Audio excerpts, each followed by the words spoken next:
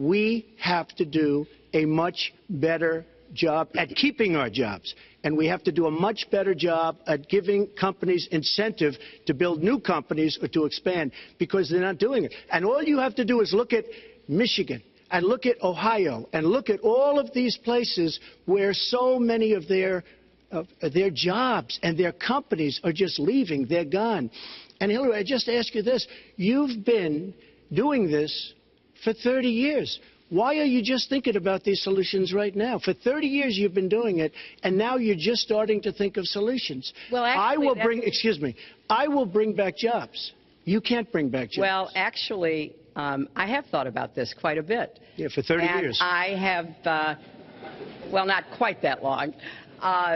I think my husband did a pretty good job in the 1990s. I think a lot about what worked and how we can make it work again. Well, he approved 3 million NAFTA. New jobs, he approved a balanced NAFTA, budget, which is the single worst trade deal ever approved in this country. Incomes went up for everybody. Manufacturing jobs went up also in the 1990s, if we're actually going to look at the facts.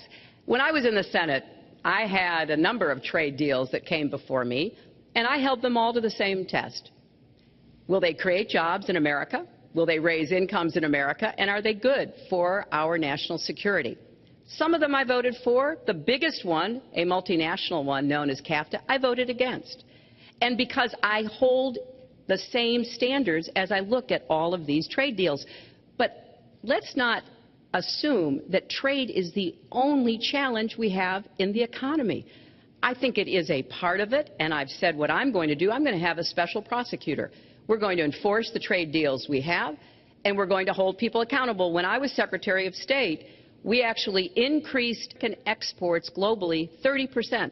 We increased them to China 50%. So I know how to really work to get new jobs and to get exports that help to create more new jobs. Well, you haven't done it in 30 years or 26 years. Well, I've been a senator, You haven't done it. And I have been a Secretary of State, and I have Your husband signed NAFTA, which was one of the worst things that ever happened to the manufacturing industry. That is your opinion. You go to New England, you go to Ohio, Pennsylvania, you go anywhere you want, Secretary Clinton, and you will see devastation where manufacturing is down 30, 40, sometimes 50%. NAFTA is the worst trade deal maybe ever signed anywhere, but certainly ever signed in this country. And now you want to approve Trans-Pacific Partnership. You were totally in favor of it. Then you heard what I was saying, how bad it is, and you said, I can't win that debate. But you know that if you did win, you would approve that, and that will be almost as bad as NAFTA. Nothing will ever top NAFTA. That is just not accurate. I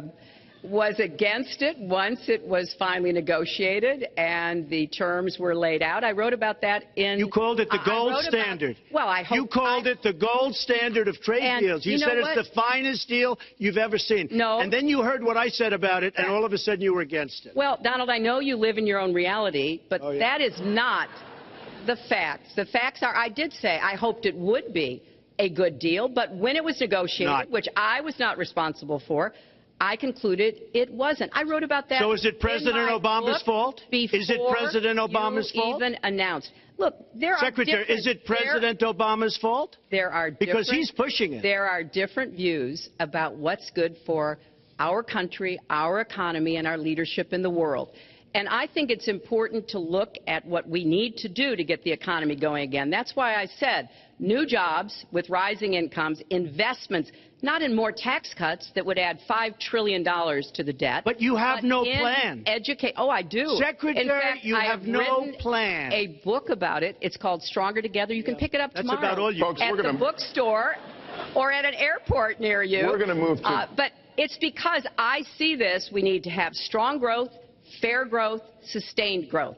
We also have to look at how we help families balance the responsibilities at home and the responsibilities at business. So we have a very robust set of plans, and people who have looked at both of our plans have concluded that mine would create 10 million jobs and yours would lose us 3.5 million jobs and explode You are going to approve one of the biggest tax cuts in history.